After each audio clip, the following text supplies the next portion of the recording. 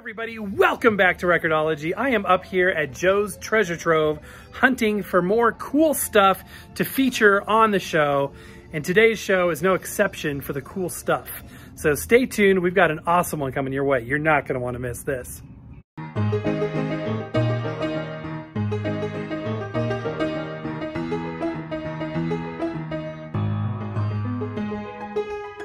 Welcome to Record-ology. Okay, so today I really want to talk about reissues and repressings on vinyl, but while I was there picking up a record for the show today, I had some stuff that I found that I just couldn't pass up. So I wanted to show you, and we'll do, deeper dives on this stuff down the road, but a fantastic price. I think this was like $5, I mean, just I couldn't pass it up. It's, Bing Crosby, Andrew Sisters, and then some magnetic tape albums here, which are just fantastic. That was 4, this was 3, and I'm just kind of flying through it because I want to get on to the main point, and then again I want to review these in better detail. $1 for that album, and another $1 for this album. Perry Como, $3, and then My Fair Lady album, $1. And these are, I was blown away because usually these things cost like $30, $40. Like, albums on tape are not cheap. And yes, I know that first one I showed you is actually a record set. This is a record set, but the others are indeed tape. So what do I do in all of my infinite wisdom when I get home with the My Fair Lady tape? I had my arms too full and I dropped it, you guys. I dropped it. Oh my gosh. The reel split in two, although I don't think it damaged. I mean, I don't think, clearly it damaged some degree, but I don't think it broke. I think they'll put back together pretty well. But the tape totally came off the reel. And it's unspooling, as you can see, from the inside and the outside, which is not a good thing at all. That's not good, no. But kind of interesting. Now, this is something I would not advise you doing. But since this has happened, I'm going to do it just as a point of reference. So no need to tell me in the comments that this was stupid to do, because I accept that. If you push it, it's got kind of a form holding principle to it, which I think is kind of interesting. I've never had an opportunity to fiddle with a reel of tape. The more I play with it, the worse it gets. So I will respool this, but I wanted to show you it's still a great deal, even if I have to, respool it. Fantastic, fantastic deals. Okay, so we're here to talk about reissues, and in order to do that, I want to share with you a record collection I've been putting together of some Patsy Cline records, because I am very passionate about that music, and it's a great talking point for reissues and collecting multiple copies of one record. Okay, guys, we are going to look at a lot of records here, and it's just to illustrate sort of how far I've come in collecting a particular artist, and what I look for and why I would and I do recommend collecting a certain artist that you're passionate about, that you're excited about, that you get interested in. A year ago, I had one Patsy Cline record, and it was this one right here, Patsy Cline Showcase. I picked it up, I think, in the free bin, which is crazy now in hindsight, because this is a pretty popular album. By the way, with the exception of 2 records I'm going to show you, none of these are going to break the bank. So when I started Record-ology, I had no intention whatsoever of becoming a quote-unquote collector and going out there and buying certain versions and stuff. But it's something that I got into with Glenn Miller and with Patsy Cline as well. So not going into the musical side of Patsy Cline's work and why I appreciate her so much. By the way, it's definitely not just country music.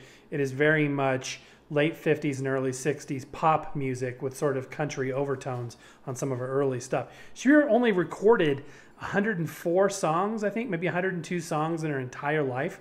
So you would think there wouldn't be that many records out there, but there's an amazing amount of records. So I picked this up, and I was unfamiliar with her other than that she was a popular singer. I had no interest and no knowledge of her. So I picked this up. I'm like, well, I'll check that out later, maybe for the show or something. And I assumed it was just a greatest hits because it says showcase. It sounds like it's a greatest hits album. And then I put this on one day, I think it was early this year, and I was just blown away by how much I loved the music. Ironically, I came to discover Patsy Cline through K-Star, who was a major influence on Patsy Cline.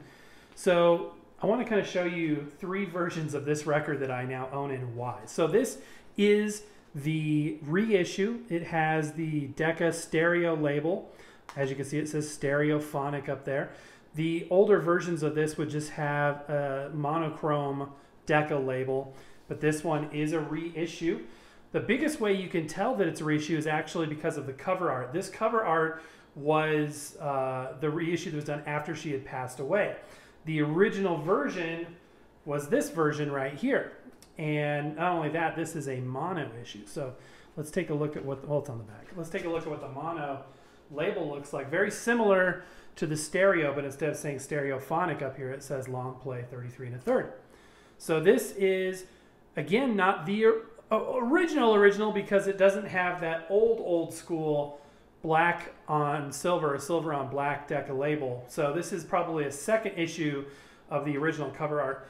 This can be tricky to find. I've seen it as low as $15. I've seen it for over $150. So this is one of the 2 records that is pretty expensive. This was gifted to me. One thing I want to throw out there as we talk about this is that I did not have to fork over an enormous amount of money for this stuff up front because, you know, time is your friend when it comes to collecting, and you do it in small increments. If it's $5 this week, put it aside. If you get $10, you can get the $10 record you wanted. If you can settle, as do I, for a version that may not be as high quality as another one, then, you know, fine, you're good to go. And just kind of do it piece by piece by piece. But anyway, this is the original version that was issued in 1960. Okay, so now we have the reissue and we have the original, albeit not the original variant with the ultimate original label. It's the second variant of the original version, if that makes any sense. And the mono, this is from a radio station, so it's a radio version, a radio edition. Ironically, the recordings on these 2 records are different. And it's something we hit on a couple weeks ago, stereo records versus mono. And the stereo mix was often done secondary at this phase in recorded music history to the mono, which was considered the premium and most sought after recordings. So the best engineers often went on those mono mixes. Okay, so I picked this up today. This you may say, well, it's the same thing. You just got another copy of Showcase. But if you look carefully, it's not exactly the same thing. What are some differences we have here? So the color is more of a tomato red versus the deeper sort of apple red on the original. It is stereo, although the font is different. Showcase with the Jordanaires. This album, it's her second album, by the way. This is not her first album. The official title is Patsy Cline Showcase with the Jordanaires, which was the same backup group that was Elvis Presley's original backup group. Same programming as the other record. It is the Patsy Cline Showcase record.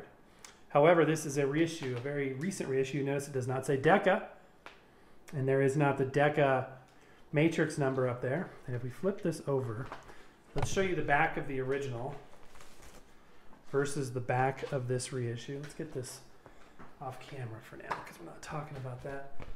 So there's that, and then here's the reissue. As you can see, this is a modern reissue. This is done by Wax Time in Color. This is a European issue, issued in the European Union. A lot of these European Union record releases that don't have the original record label, you know, branding on it, use compact discs and other digital files for the mastering. We're going to get into mastering and source material. It's very important. As you start collecting, you'll want to understand where the music came from before it hit the record. And if you've been watching for any amount of time, you know that record is a playback format. It's something that is a release format. It's not what the music is recorded on. After World War II, everything was recorded on magnetic tape, like we saw earlier. It was not recorded on record. Record is just for playback. So it's important to know what it was recorded on and what recording was used to make the record. So this was, you know, obviously the original stereo mix. The one we looked at before, I'll bring it on again, was the original mono mix.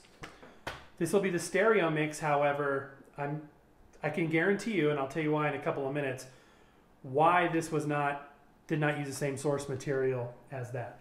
But let's take a look at this. You'll notice there's actually 2 extra sides. So what I said earlier about the same programming is with an asterisk, literally, because they crammed 2 more songs on here. Why did they do this? Well, it's a DMM pressing, direct metal mastered disc, which basically means they can cram way more music on a side, than they can on a non-DMM record. So they're able to put 2 bonus songs. This pressed in this beautiful 180 gram red vinyl. Absolutely gorgeous. This organization, Wax Time and Color, represses a lot of records. So if you're into a certain artist, go check them out. So that's a cool record, a very cool record. So this was sort of like the first foray into multiple versions of a record. And there's, you know, validity in having each one of these. So you've got the stereo mix, you've got the mono mix, and then you've got a reissue that has some kind of bonus feature, whether it be it's pressed in cool vinyl, it's a different type of pressing, the DMM pressing versus non-DMM. You get my point. So that's that. Then I thought to myself, well, I'm really liking this music and I want to learn more. So I went out and got this. This is a common record. In fact, this is her greatest selling record of all time. And this is 1967 release of Decca Records, which eventually became MCA, as we'll see in a few minutes. So 1967 Greatest Hits. It was a Greatest Hits album, and this sold better than any other album of hers. I picked this up at Second and Charles for like $15. This is one of the records you will see if you go to Barnes & Noble. I haven't seen it in like Kohl's or in Walmart or Target yet, but it's not, it wouldn't surprise me too much if you found it there, because it's one of those 150 to 200 record reissues that are, you know, everywhere. So this is no surprise. Interesting. So it says stereo up there, and we already saw what the Decca stereo label looks like. However, when we actually pull the record out, it has the mono variant. Remember what I said earlier, how it says long play 33 1/3 for if it's the mono? Otherwise it would have said stereophonic. So interesting that they would choose that. But anyway, this is the Greatest Hits. This is the reissue. And I did not realize at the time, but this is the original artwork that was used in the 1967 release. This is literally what it looked like. I thought this was like a brand new Greatest Hits type of thing. This is the original. In fact, talking about reissues, I want to throw this as a quick aside here. This was a CD reissue, the same album with completely different cover art. But this is the original artwork, which kind of surprised me. I like the multiple fonts for the different selections there. So yeah, that's a pretty cool thing. Now, I looked on the back, and at this point I was like, okay, I really like this music and I want to learn more. And I looked on the back here and it had 3 albums. It had Showcase, which we already had. I had that already, so this is my second Patsy Cline record. And I saw this album, self-titled 1957. And I saw this one, Sentimentally Yours.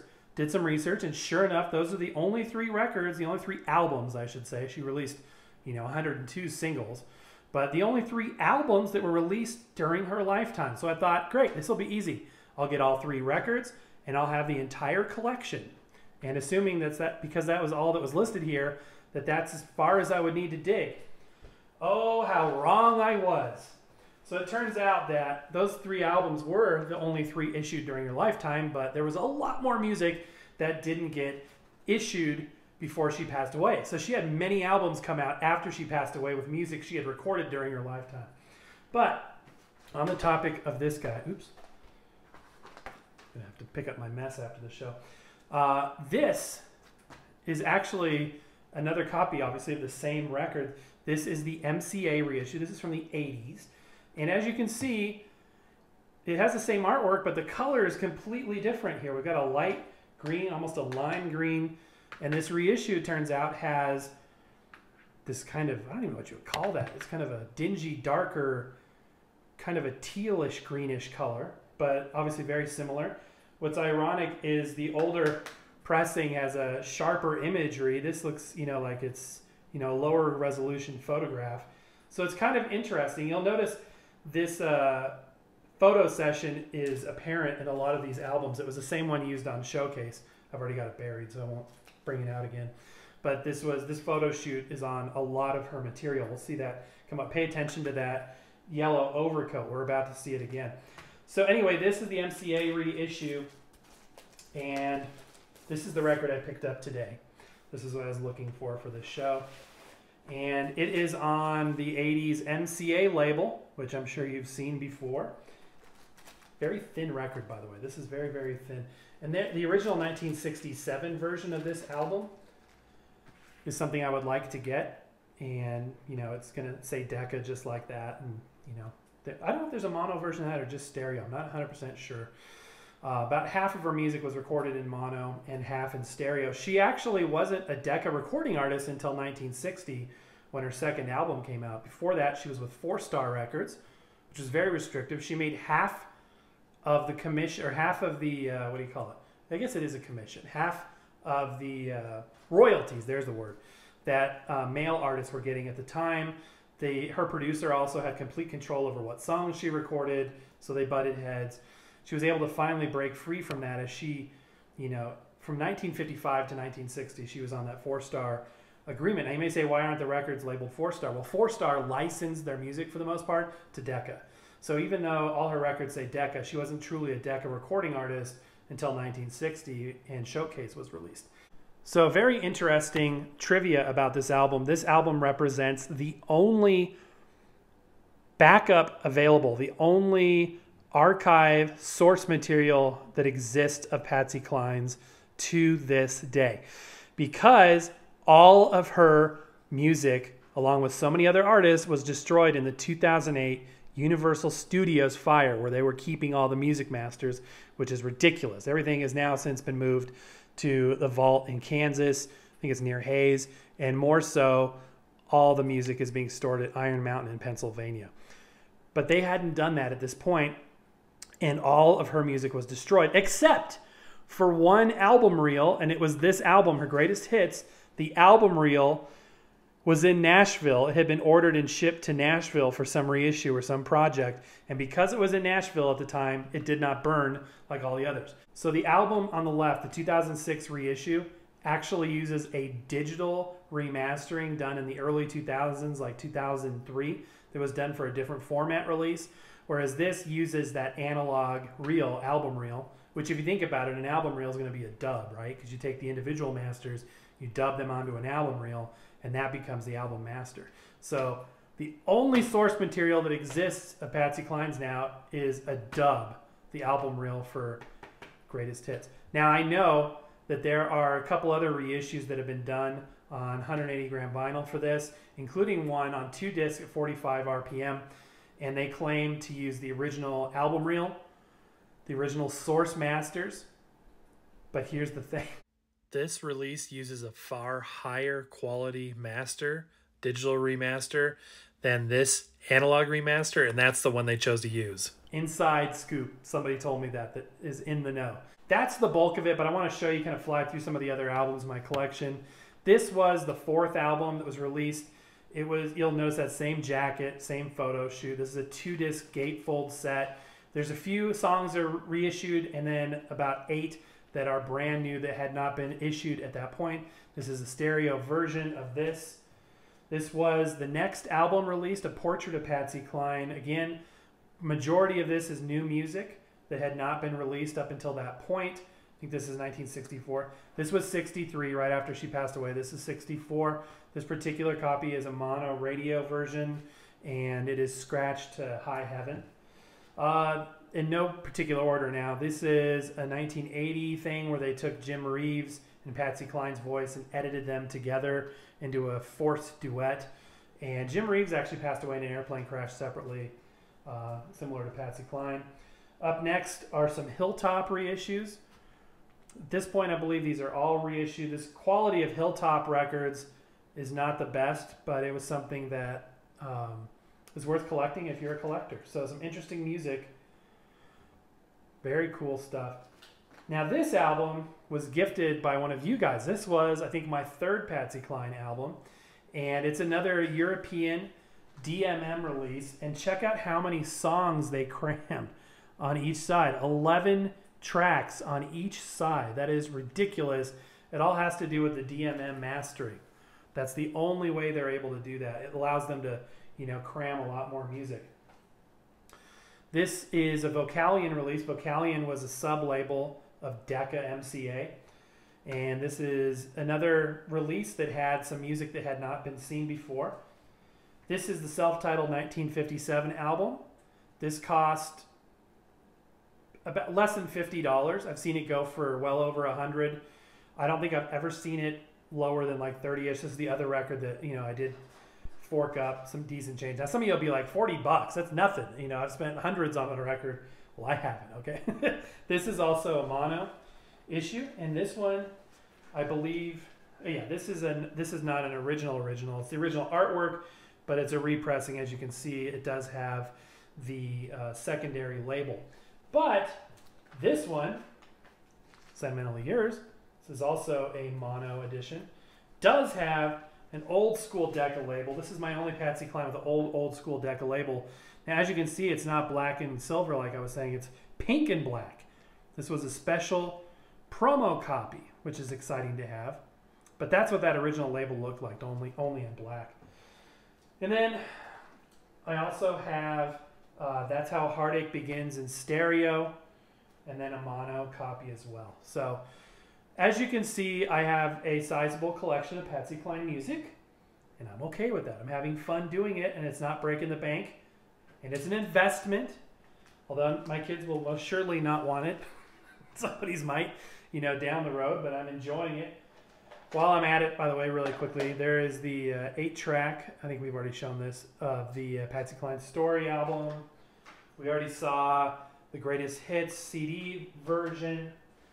And I wanted to show you one more thing. If you want to listen to some Patsy Cline music and want to skip all of the Greatest Hits stuff, because there's so many third-party and bootleg Greatest Hits Patsy Cline CDs, which I'm not even including in this. I've got them as well. But I'm really interested in the original official releases for the most part. This is kind of the best place to go if you don't want to mess around with all that. This is 1991 MCA at that point, so it's an official release. And it's a fantastic set. You can pick this up on CD anywhere from, gosh, $8 to $9 all the way up to, you know, I've seen it all the way up to $50, which would be way too much. But, you know, $15, $20. It's a 4 CD set. And, you know, what's really cool about this is they've included some pretty rare radio performances. There's more than is what is included on here, but they've included 104 songs. And you may be saying, great, that's the complete set. Well, not quite. So it's 104 tracks, but about 12 of her recorded songs were replaced with the radio version. So there's 12 songs that you have to hunt down if you want all of them.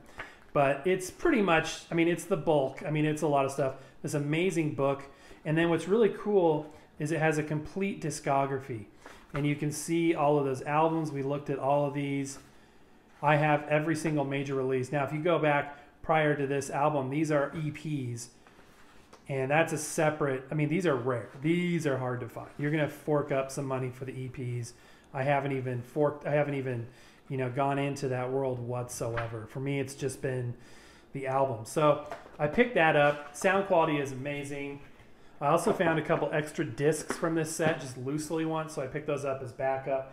Now, this is where you may draw the line and say, okay, how obsessive are you? Because, yes, I picked up another copy of it. The box, this, by the way, is called a long box. For people that remember CDs when they first came out, long boxes were the way to go for box sets. And then they also had packaging that had the CD, and then there was this long plastic frame at the bottom, which are actually designed so that CDs could be displayed in racks built for 12-inch records. Because as you can tell, it's approximately 12 inches. So you could put a CD in the rack, and you'll see all the pertinent information is up tight because it was stored vertically. Same thing with records. You'll notice that the album info and artist info is usually up top along with, you know, other information you need. Okay, so why do I have 2 copies of this? Well, because I got this for dirt cheap, and it's the cassette version. I know there's no logical reason why this makes sense, but I think it's awesome. I don't think this is available streaming anywhere, so if you want this set, and the sound quality is phenomenal, as you would expect from an official release, with nearly every song and some super rare radio stuff, this is the way to go. Okay, guys. Whew. We covered a lot of material. Let me know down in the comments below what artist you are collecting. And by the way, to my eagle-eyed people out there, what do you see right here? It's a little notch. That's a little cutout. It's a punch out or a knockout. What in the world is a knockout? You tell me down in the comments below. Maybe we'll do a show about that one day. Okay, guys, and that is going to do it for today. Thank you so much for watching. Don't forget to hit that subscribe button if you haven't done so already. And check out Joe's Treasure Trove in Littleton, Colorado. I will put the address in the description below. But that's going to do it for now, guys. Happy record hunting. We'll see you next time.